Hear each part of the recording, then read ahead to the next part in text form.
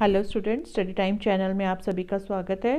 बेटा, आज हम कक्षा 9 विषय विज्ञान तिथि 13 जनवरी 2022 का कार्यपत्रक 68 यानी कि वर्कशीट 68 करेंगे।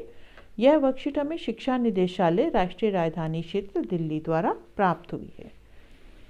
बेटा, ये जो आपकी वर्कशीट है ये आपके चैप्टर कार्य तथा ऊर्जा पर आधारित है। तो चलिए हम ये वर्कशीट स्टार्ट करते हैं। एक खींचे हुए रबड़ या धनुष की खींची हुई डोरी में किस प्रकार की ऊर्जा होती है? ठीक है, तो हम देखते हैं आगे।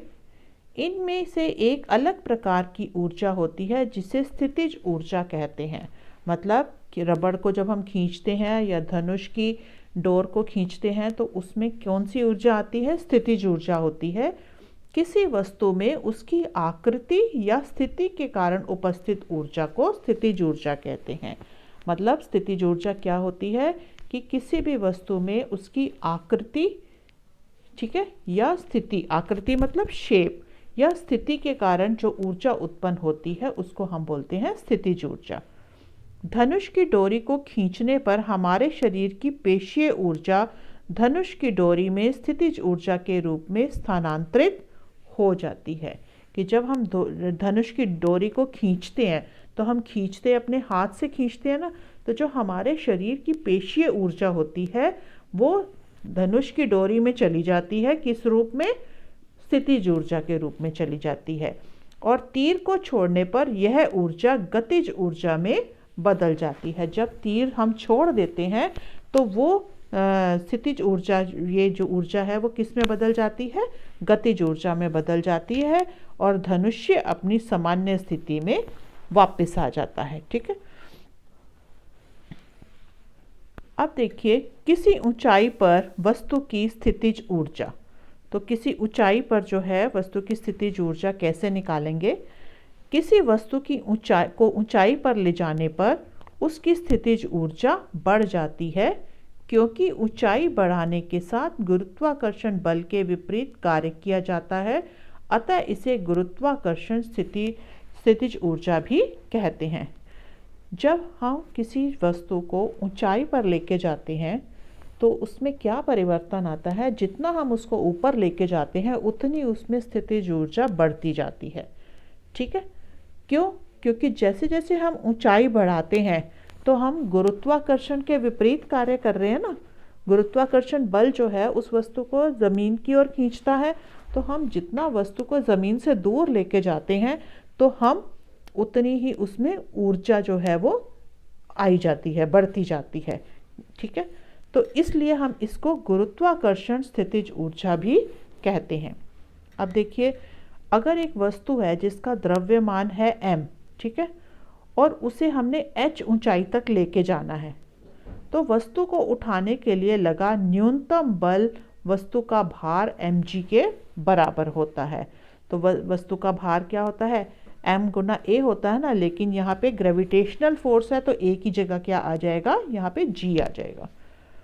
अतः वस्तु पर किया गया कार्य उसकी स्थितिज ऊर्जा के बराबर होगा। तो वस्तु पर कितना कार्य हुआ? कार्य होता है बल गुना विस्थापन। यहाँ विस्थापन क्या है? ऊंचाई, कि हम उसको कितनी ऊंचाई पर लेके गए हैं। बल हमने बोला था m और g है। ठीक है, m a होता है लेकिन यहाँ पे ग्रेविटेशनल फोर्स है तो a की जगह क्या आ गया? g आ गया। और विस्थापन कितनी है? कितना ऊंचा लेके गए, तो यहाँ पे आ गया h। ठीक है, तो स्थितिज ऊर्जा क्या हो गई? गुरुत्वाकर्षण स्थितिज ऊर्जा भी इसको बोल सकते हैं, वो हो गई mg h के बराबर हो गई। ठीक है, और इसका मात्रक क्या होता है? जूल होता है। स्थितिज ऊर्जा का मात्रक जूल होता है। तो आइए यहाँ पे ये देखिए, किसी वस्तु की स्थितिज ऊर्जा केवल उसकी ऊंचाई पर ही निर्भर करती है, चाहे वह किसी भी पद से उस ऊंचाई पर पहुंची हो। तो जो उसकी स्थितिज ऊर्जा होती है वो किस पर निर्भर करती है? हमेशा उसकी ऊंचाई पर। जितना ऊंचा लेके जाएंगे उतनी जो है उसकी स्थितिज ऊर्जा बढ़ती जाएगी। नीचे की ओर गिरने वाली वस्तु लगातार त्वरित होती है क्योंकि उसकी स्थितिज ऊर्जा लगातार गतिज ऊर्जा में बदलती है। जब हम वस्तु को ऊपर से नीचे की ओर फेंकते हैं तो क्या होता है? उसकी जितनी भी क्योंकि स्थितिज ऊर्जा तो स्थिति जितनी स्थिति तक थी, हम जितनी ऊपर लेके जाएंगे स्थिति के हिसाब से स्थितिज ऊर्जा होती है। जब हम उसको ऊपर से नीचे फेंकते हैं तो उसकी जो स्थितिज ऊर्जा होती है वो किस में बदल जाती है? गतिज ऊर्जा में बदल जाती है। नीचे पहुंचने तक वस्तु की पूरी स्थितिज ऊर्जा गतिज ऊर्जा में बदल जाती है। मतलब जब वस्तु नीचे ज़मीन पर आती है तो उसके अंदर जितनी भी स्थितिज ऊर्जा होती है वो किस में बदल चुकी होती है? गतिज ऊर्जा में बदल चुकी होती है। ठीक है, तो अब इसका एक न्यूमेरिकल है, देख लीजिए। 2 किलोग्राम द्रव्यमान की एक वस्तु को पहले 5 मीटर और 10 मीटर ऊंचाई पर ले जाया जाता है। ठीक है, तो द्रव्यमान कितना है यहाँ पे? 2 किलोग्राम। तो यहाँ पे देखिए, पहले 5 मीटर और फिर 10 मीटर की ऊंचाई पर। अब m कितना है यहाँ पे? 2 kg। तो ये है जो है स्थितिज ऊर्जा किसके बराबर होती है? mgh के बराबर होती है। अभी हमने यहाँ पीछे पढ़ा था, इधर देखिए, यहाँ पे ये mgh के बराबर होती है। तो EP हो गया मतलब स्थितिज ऊर्जा जो है वो क्या हो गई? mgh। तो जब 5 मीटर की ऊंचाई है तो कितनी होगी? m कितना है? 2, g कितना हमें दिया हुआ है? 10, h कितना है? 5। तो इसको मल्टीप्लाई करेंगे, हमारे पास आ गया 100 जूल। और अगर 10 मीटर की ऊंचाई है तो 2, m आ गया 2, g 10 ही है, और ये चेंज हो गया, ऊंचाई कितनी आ गई? 10, तो ये हो गया 200 जूल। तो स्थितिज ऊर्जा में कितना अंतर आ गया? 200 माइनस 100, तो कितना आ गया? 100 जूल। इसी तरह उदाहरण 2 देखिए। 5 मीटर की ऊंचाई पर रखी 1 किलोग्राम द्रव्यमान की वस्तु की स्थितिज ऊर्जा का परिकलन करो। तो स्थितिज ऊर्जा यहाँ पे देखो 1 किलो है, m कितना है? 1 किलोग्राम।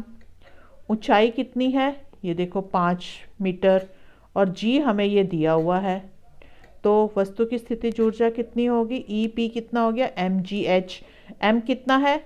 1 किलोग्राम, 1 आ गया यहाँ पे। g कितना है? 10, यहाँ पे 10 लिख दिया हमने। h कितना है? 5, तो हमने यहाँ 5 लिख दिया। तो कुल कितना हो गया? 50 जूल हो गया ये। अब इसके जो कुछ क्वेश्चंस हैं देख लीजिए। 4 क्वेश्चन है इसके, हम हल करते हैं यहाँ पे। इनमें से किस में स्थितिज ऊर्जा है? धनुष की तनी हुई डोरी या धनुष से छोड़ा गया तीर? तो हमने यहाँ पे पढ़ा था, तो यहाँ पे किस में ज़्यादा होगी स्थितिज ऊर्जा? धनुष की तनी हुई डोरी। ठीक है, इसमें कैसे? यहाँ पे देखिए, इधर से धनुष की डोरी को खींचने पर हमारे शरीर की पेशीय ऊर्जा स्थानांतरित हो जाती है, और ये ठीक है। तो ये आपका हो जाएगा क्वेश्चन नंबर 1।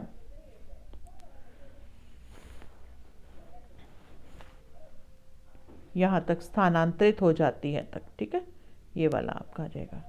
क्वेश्चन नंबर 2 देखिए। h ऊंचाई पर